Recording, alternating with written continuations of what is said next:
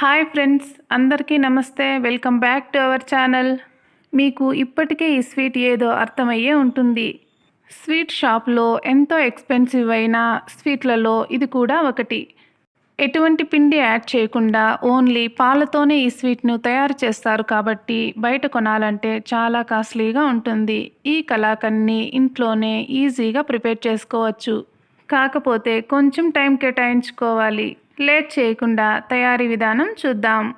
ముందుగా ఇలా ఒక ప్యాన్ని శుభ్రంగా కడిగి ఇందులో 1.5 లీటర్ వరకు పాలను తీసుకోవాలి. మనం పాలను మొదటగా మరిగించేటప్పుడు హై ఫ్లేమ్లో పెట్టి ఈ విధంగా ఒక పొంగు వచ్చిన తర్వాత ఫ్లేమ్ని అడ్జస్ట్ చేసుకుంటూ బాగా బాయిల్ చేసుకోవాలి. ఈ స్వీట్ తయారు చేయడానికి మనం పాలను తీసుకునేటప్పుడు ఫుల్ ఫ్యాట్ మిల్క్ అలాగే పాలు చిక్కగా ఉంటే ఈ స్వీట్ ఎంతో టేస్టీగా ఉంటుంది. నేనైతే ఈ స్వీట్ తయారు చేయడానికి ఐరన్ ప్యాన్ని వాడుతున్నాను. మీరు అడుగు మందంగా ఉండే ఏ ప్యాన్ అయినా వాడుకోవచ్చు. మనం తీసుకున్న పాలు ఫుల్ ఫ్యాట్ ఉన్నవి కాబట్టి ఈ విధంగా మీగడ వస్తూ ఉంటుంది. ఈ విధంగా ఎడ్జెస్ని అడ్జస్ట్ చేసుకుంటూ మీగడను పాలల్లోకి వేస్తూ కలుపుకుంటూనే ఉండాలి. ఇక్కడ చూసినట్లయితే మనకు 1/4 వంతు దాకా పాలనేవి ఇమిరిపోయాయి. ఫ్లేమ్ని మీడియం టు లోకి అడ్జస్ట్ చేసుకుంటూ కంటిన్యూస్గా ఈ విధంగా కలుపుకుంటూనే ఉండాలి. ఈ కలాకండ్ స్వీట్ ప్రిపేర్ చేసుకోవడానికి మనకు ఇంగ్రీడియంట్స్ తక్కువైనా కొంచెం కష్టపడాల్సి ఉంటుంది. పాలు ఈ స్టేజ్లో ఉన్నప్పుడు హాఫ్ చెక్క నిమ్మరసాన్ని పిండుకోవాలి. మీరు నిమ్మరసం బదులు లెమన్ సాల్ట్ కూడా ఉపయోగించుకోవచ్చు. ఇందులో నిమ్మరసం వేసి కలపడం వలన ఈ విధంగా పాలు చిన్న చిన్న ఉండలుగా తయారవుతుంది. మీరు ఇక్కడ గమనించారంటే మనకు స్వీట్ కూడా కొంచెం కొంచెం కలర్ చేంజ్ అవుతూ ఉంటుంది.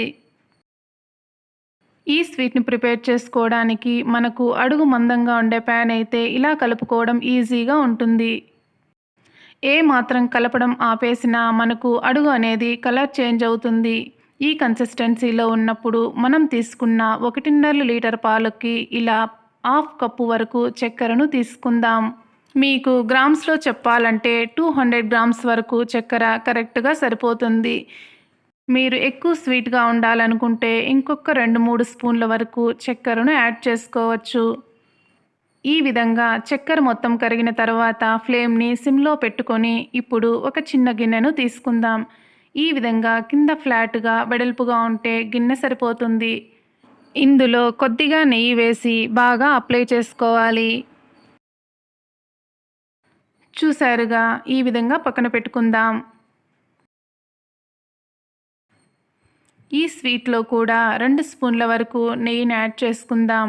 నెయ్యితో పాటు చిటికెడు యాలకుల పొడిని కూడా వేసుకోవాలి. యాలకుల పొడి ఆప్షనల్, మీకు నచ్చకపోతే వేసుకోకపోయినా పర్వాలేదు. ఈ మొత్తం బాగా మిక్స్ అయ్యే విధంగా కలుపుకుందాం. ఈ కన్సిస్టెన్సీలో మనం ఖచ్చితంగా ఫ్లేమ్ని సిమ్లో మాత్రమే పెట్టుకోవాలి. ఈ విధంగా కంటిన్యూస్గా కలుపుకుంటూనే ఉండాలి. ఇక్కడ చూసారంటే మనకు కలర్ కూడా చాలా వరకు చేంజ్ అయింది. ఈ విధంగా స్వీట్ అనేది ప్యాన్కు సపరేట్ అవుతూ ఉంటుంది. ఈ స్టేజ్లో మరొక 2 నిమిషాల పాటు కంటిన్యూస్గా కలుపుకోవాలి. ఈ స్టేజ్లో ఉన్నప్పుడు స్టవ్ని ఆఫ్ చేసుకుందాం. ఇప్పుడు మనం నెయ్యి గ్రీస్ చేసుకున్న గిన్నెలోకి ఈ స్వీట్ మొత్తాన్ని వేసుకోవాలి.